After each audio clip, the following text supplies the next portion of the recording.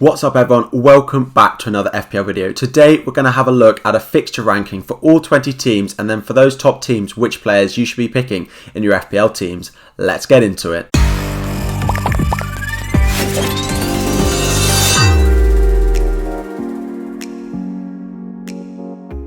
So welcome back to another video everyone. So as I mentioned, we're going to have a look at the FPL fixture rankings. We're going to take all 20 teams and we're going to rank them from worst fixtures to best fixtures so we can know who we need to target for the opening weeks and for our game week 1 teams. And then in the second half of the video, we're going to have a look at those teams that have nice fixtures to start, who my favourite FPL assets are from them that you could pick. Maybe some obvious picks in there, but hopefully some differentials to get you thinking as well that with their nice fixtures could be the players that we should be targeting early on. So to start off with, let's get those rankings going. So we're going to start from worst and work up our way to the best. I'm not going to do it quite one at a time, but it would take quite a while. So if we start with our bottom 3, so we have Chelsea, Norwich and Leeds, in my opinion, ranking as the worst 3 sets of fixtures. Now it's worth mentioning that just because a team has good fixtures or just because a team has bad fixtures doesn't necessarily mean that you shouldn't be picking them at all. For example, Chelsea's defence could still keep some clean sheets in there. Leeds attack, we know we can score goals against practically anyone. So the likes of Bamford, Harrison, Rafinha are still good picks, but they do have a difficult opening set of fixtures. Chelsea down at the bottom there, particularly Arsenal, Liverpool, Aston Villa, Tottenham, Man City, all on the bounce after their opening fixture, and Norwich as well. They're having 4 very difficult fixtures to open the season. So particularly Norwich, I think it's worth steering clear of them because we don't know quite how they're going to perform, and I think there are other cheap assets that you could look at elsewhere from Norwich until we know what they're going to look like going forward. The next 3 teams that we're going to look at, we have Crystal Palace, Southampton and Burnley, who all again rank in the bottom 6 for the most difficult fixtures to start the season. Crystal Palace with 3 particularly difficult in the red there, Chelsea, West Ham and Liverpool all away from home, whereas Southampton, particularly Manchester United and Manchester City. There are some easier fixtures if you want to rotate Danny Ings into your team or a Southampton defender potentially, but given their form at the end of last season, I probably wouldn't do so. And finally, we have Burnley there, who have Liverpool away and Leicester away, as well as some difficult fixtures with Leeds, Everton, Arsenal. Again, the likes of Loughton in defence, Taylor, and then you've got Pope as well in goal. I think there's better options for their price that you could potentially look at, although later down the line when their fixtures get a bit better, it's worth looking at Burnley because we know how good their defence can be. Now, to complete the bottom half of the list, we add Manchester United, West Ham, Man City and Tottenham. So we actually have some big teams in here who all sit in the bottom half for the hardest fixtures for the opening 6 game weeks. Now 6 weeks tends to be what I pick my game week 1 squad on. Then I can look to either play my wild card or start using transfers there, but 6 weeks tends to be what I look at for opening fixtures. So Tottenham, Man City on the opening day is what causes both of these teams to automatically start quite low down the ranking. Man City also then go away to Leicester and Chelsea, whereas Tottenham have Chelsea and Arsenal later on in those rankings. So there are some nice fixtures for Man City with Norwich in game week 2, Southampton in game week 5, and for Tottenham with Wolves, Watford and Crystal Palace. But it's not quite as plain sailing for the whole of those first 6, but because they're sort of in the middle, there is definitely some assets that we could pick there. West Ham and Manchester United are a bit the same. Man U have some okay fixtures, Newcastle at home particularly, and then some fixtures which may cause a few headaches for them. Leeds at home on the opening day, away at Wolves for example, but you definitely expect them to get a result there. And finally West Ham, some difficult fixtures as we said, Leicester at home and Manchester United, but then potentially some easier fixtures with Newcastle, Southampton and Leeds away for West Ham. Moving into the top half where we have some teams with some easier fixtures to come, so we add in 4 teams there: Brentford, Newcastle, Aston Villa and then Arsenal. So Brentford have some good ones to open the fixtures. I know a lot of us are looking at Ivan Toney for example and Buemo in midfield as well. That's some nice fixtures. Arsenal at home, we don't quite know how that's going to go, but promoted teams often play quite well in their first few games, and then this is followed by Crystal Palace, Aston Villa, Brighton and Wolves, so there's definitely potential for Ivan Toney and I can see why a lot of people are considering them. Newcastle up next, and there's not many of us considering Newcastle assets, but potentially Callum Wilson with those opening set of fixtures, particularly Southampton leaves Watford from game week 3 to game week 6 is a nice run of fixture that I think Newcastle and Callum Wilson could score some points in. Next up is Aston Villa, who have a very split fixture run. So they have Watford, Newcastle, Brentford in their first three, followed by a difficult run of Chelsea, Everton, Man U. So I would probably advise owning one Aston Villa asset in your team so you can target those three fixtures early on, but you don't want to be booking in too many transfers for game week 4. So I think one is a good way to go. And at the top we have Arsenal, who have great fixtures in Brentford and Norwich early on with some difficult ones in the middle. Again, some nice fixtures, so if you can rotate a cheap asset like Smith Rowe, holding in defence, Pepe, Saka in there, then they could work well, but I wouldn't necessarily want to start them in game weeks 2 and game weeks 3. Moving on now to the top 6. So the bottom 3 of that, we add Leicester, Wolves and Brighton. So Leicester again with some fixtures that are definitely winnable. Wolves and Norwich in their first 3, whereas they've got West Ham and Man City, which means they don't quite get as high up the rankings into the top 3. Wolves again, the first 3 are quite difficult, but then it gets much better after that. So those of you going with Aston Villa players for the first 3 game weeks could look to move to Wolves after that, because their fixture swings do coincide quite well with each other.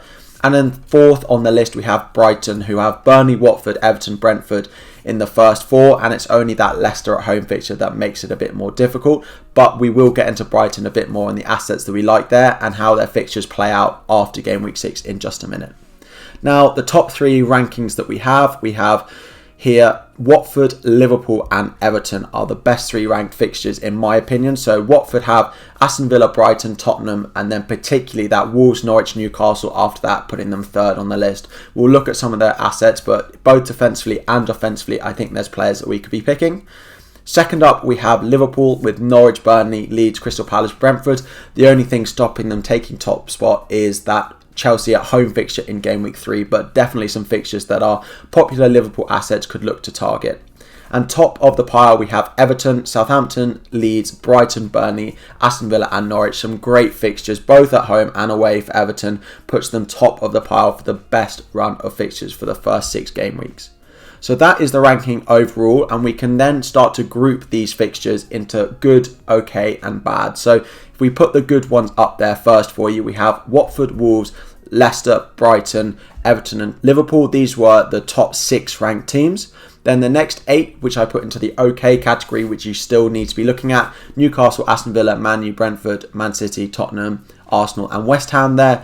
And then the remaining 6 teams I put in the bad opening fixture. So this is Burnley, Leeds, Chelsea, Norwich, Crystal Palace and Southampton. So what we're going to do now is take those that we've got in that good category, those 6 teams, and I'm going to give you their best 3 assets that I think you should be picking for the start of the season. The first team we have that ranks 6th for the best fixtures this season is Leicester. So we can see that their start of the season is really nice. They've got Wolves at home, Norwich away, Brighton and then Burnley. But game week 6 to 10, it does get easier as well. So Crystal Palace away and Brentford, which means you can keep these Leicester assets for more than just those first 6 game weeks, which is great. The top 3 players that I've got to pick at the moment is Iheanacho as a forward. I think at 7.5 million, he's a great price given how well he ended last season. 17% owned. I'm not the only one who thinks so. Yeah, I think he's a really nice price and I think he'll continue to start in that team. Fofana at 4.5 million, a great option for clean sheets. Just 4.5 million for a Leicester defender seems great. 26% owned. Again, a lot of people agreeing with me there. He has great potential. His attacking threat isn't that high, but still for clean sheets, especially in those opening fixtures. Wolves at home, Norwich, Brighton, Burnley, Crystal Palace and Brentford in their first 9. You could easily see sort of 4 or 5 clean sheets for Leicester there. Now I've added Castagna as my 3rd option at 5.5 million and just 4% owned. The reason I've done this is he combines the attacking threat which you get from a wing back with the clean sheet potential which you get for Fofana. So if you have some spare cash that you want to spend on top of Fofana, I think Castagna is a really nice option. We saw at the end of last season how good he was with those goals, assists that he could provide. So 5.5 million is a really reasonable price, and those opening fixtures, I think definitely he has potential for attacking returns as well as clean sheets. Number 5, the 5th best fixtures was Wolves, and as we said, their first 3 fixtures are pretty difficult with Leicester away, Tottenham at home and Man U, so potentially one of these cheaper options if you could put on your bench and play an Aston Villa asset as we mentioned, and then bring them into your starting team for game weeks 4 onwards, then that's definitely a possibility. Game week 6 to 10 as well, it does continue to be a nice fixture run. Newcastle at home, Leeds away as well in there for Wolves. The top picks that I've gone for at the moment, we've got Connor Cody in at 4.5 million. The pretty solid centre back. He has the occasional goal threat from corners, but mainly that sort of clean sheet and some bonus point potential.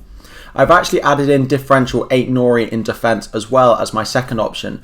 With Johnny out and injured at left back, left wing back, depending on what formation they play, 8 Nori is likely to continue playing on that left-hand side. He had good attacking threat with goals and assists last season when he did get the nod in that position. And so at same price as 4.5 million, if we know he's going to start every week, I think he could be a really nice option. The third one we've got is new signing Trincao from Barcelona. 6 million in midfield, sort of playing on the wing and only 0.4% owned. He's probably the most likely to start every single week out of the midfielders. With Neto injured, Podence, not quite sure what's going to happen with him. He's been rumoured to have a move, and Traore the same. I think Trincao is a really nice option at just 6 million. As I said, all these options are very reasonably priced, so if you do want to rotate them into your team, particularly in defence, I think that's a really nice option.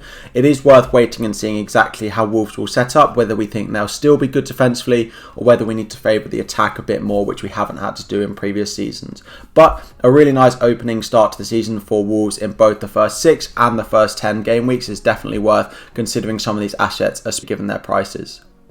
Number 4, we have Brighton. Now, some very popular assets in here. So Lamptey, 4.5 defender, and Sanchez, the 4.5 goalkeeper. Really nice fixtures, especially their first sort of 6, and then Norwich as well in game week 8. I think definitely worth considering and owning a Brighton defender or goalkeeper. If you want a goalkeeper, it's Sanchez, of course. He makes a few amount of saves, not that many, but enough to sort of get you the 7-pointer with some bonus as well on top of that. 4.5 million, the amount of clean sheets they're likely to keep given their form last season, I think is a really nice option. And Lamptey then in defence has good attacking threat, getting up that right hand side. He was very popular at the start of last season before he got injured. He should be back for next season. So again, given those starting fixtures, both clean sheet potential and attacking threat for Lamptey, I think he's a really nice option. The third sort of differential pick I've gone with is Welbeck from an attacking point of view. He finished the season really well with 3 attacking returns in the last 5 game weeks. If he continues to start up front, he's cheaper than Mopai, even though Mopai's on penalties. I think Welbeck is probably the one that I'd go with. Good attacking fixtures, Watford at home, Brentford away, Crystal Palace, Norwich, all in their first sort of 8 game weeks. There's definitely potential for Welbeck at just 6 million to be a good sort of third striker option. A lot of players looking at Ivan Toney, for example, but with the Brighton fixtures, I think it's worth considering Welbeck as an alternative for that in your front line. I'm definitely doing so, and there is a chance that I go into the season with Welbeck given the starting fixtures, but a Brighton defender is almost certainly going to be in my Game Week 1 team. So third on the list is Watford, who have a difficult first few games, potentially easier from a defensive point of view with Aston Villa at home and Brighton away, but it definitely gets easier after that with Wolves at home, Norwich away, Newcastle, and then they go on to play Leeds, Everton and Southampton between game weeks 6 and 10. Definitely worth considering some of their assets. The ones that I've picked out first of all are Ismail Assar at 6 million. When he was in the Premier League previously, he was a great asset. A lot of us owned him, and I think he has potential. He's only developed in the Championship, and I think he's going to be an even better asset for us this year. At 6 million, I understand that he's competing with the likes of Rafinha and Jack Harrison, which are much more highly owned, but I do think Sarr, given the form he was in the Championship and when he was in the Premier League, is definitely worth considering. Bachmann, the goalkeeper, can be a 4.5 and 4.0 rotating goalkeeper with Foster, the backup. 24% owned, he's very popular. They were very good defensively and didn't concede very many goals in the Championship, particularly at home. So I think as a 4.5 option, if you go with Lamptey from the Brighton defence rather than Sanchez in goal, then Bachmann would probably be the goalkeeper that I went with as an alternative. Some really nice fixtures in their first 10 that you could just leave Bachmann in goal. You could play him every week. Tottenham in there and Liverpool, but we know that they can make saves, these cheap goalkeepers, so worth considering him. And then up front, I've gone with Josh King. Now, we don't know exactly who's going to be the starting forward for Watford. So I've gone with King because he's my current thinking of who it will be. But it's worth waiting to see who pre-season is and who plays the most minutes. And so who's going to start for Game Week 1. However, none of the Watford forwards are more than 5.5 million in price. So we will have a starting forward for Watford at this price. We don't quite know who's going to be on penalties for them, but it could be the forward depending on who starts. At this price, they're a really nice third forward option and a rotating option if that's what you need. Again, worth waiting to see who it is come the start of the season. But if it is Josh King, he's proven in the league. He didn't get that many minutes for Everton last season, but he's definitely done it for Bournemouth. So he is one I'm considering, and it will be a great price if we have that starting forward at just 5.5 million. Before we get into the final two, just a reminder that all videos are sponsored by Fantasy Football Hub. There is a link in the description which will give you 25% off, and it's where I get all my data and stats and do my comparison and fixture analysis ahead of the upcoming season and game weeks. So number 2, the second best ranked team is Liverpool. Now, the only reason that it's slightly more difficult is Chelsea, as we mentioned. The fixtures from game week 6 to 10, potentially more difficult with Man City and Man U in there, but they do also play Watford and Brighton. So particularly from a defensive point of view, I do quite like them. Of course, Salah is the most highly owned player in FPL at the moment. I won't go into it too much. 49%, 12.5 million. He's the best captaincy option across a lot of the first sort of 8 game weeks. So I highly recommend owning Salah. If you don't have him in already, I don't quite know what you're doing. He's definitely the best asset to own in my opinion. Second up, we've got Trent. I think there's definitely clean sheet potential as well as attacking threat for Liverpool in these opening 6-10 game weeks. So I would want one of the defenders. Trent would be my first choice, but Robertson as well is the good pick. I've gone with Robertson as my third option at 12.5% owned. This is because if I look at the first 10 fixtures, I like them slightly more from a defensive point of view than an attacking point of view, particularly those Watford and Brighton fixtures in game weeks 8 and game week 10. I've currently got a double Liverpool defence option in my current draft, so that's where I'm going. The likes of Jota, Firmino, Van Dijk are also good options, but in my current team, I do have Salah, Trent and Robertson. So triple up on Liverpool given those opening fixtures is really recommended. It's what I'm doing and it's probably what I'd recommend you to do. Exactly who they are is up to you, but Salah and Trent are definitely the two that I'd own and then add one of them on top of that. But great fixtures for Liverpool in their first 10 game weeks. However, the number 1 ranked team we have is Everton. Southampton, Leeds, Brighton, Burnley, Aston Villa, Norwich, and then this is followed up with fixtures against West Ham, Watford and Wolves, with only one team from last season sort of top 6 in that, with Man U away in game week 7. The top 3 assets that I've got here, Calvert-Lewin and Lucas Digne, of course, very good assets that we've got to think about. Up front, Calvert-Lewin, the main goal threat, and Lucas Digne either playing at left back or at wing back at just 5.5 million, a really nice asset that I'm sure a lot of you are considering. The differential, the third pick that I've gone with is James Rodriguez. I did consider both Richarlison. However, Richarlison is going to the Olympics, so we're not quite sure if he'll be ready for game week 1. And Godfrey in defence, but I much prefer Digne for 0.5 million more than Godfrey. I don't really think Godfrey is a pick given Digne's price. So I've gone with James Rodriguez in midfield for 7 million and just 4.7% owned. Great opening fixtures. He'll be on set pieces as well. It's a nice price and they have great opening fixtures, so it could be a nice chance to take the differential. He started last season really well, so it is worth considering him as well if you can't get Calvert-Lewin, for example, up front. So those are some hot assets from the teams that have the best 6 fixtures. I hope you have enjoyed this video and they are useful. Let me know if any of these players are in your current draft at the moment, or there's anyone else you're considering, or just generally questions about your team. Drop them in the comments down below. There's also a link in the comments which will join the league code that is on screen. As I've said many a time, there are prizes every single month to be won, so make sure you're joining that, but it is for subscribers only. But that is all we've got time for. I hope you have enjoyed. Please like and subscribe, turn on notifications for future videos, and I will see you all very soon.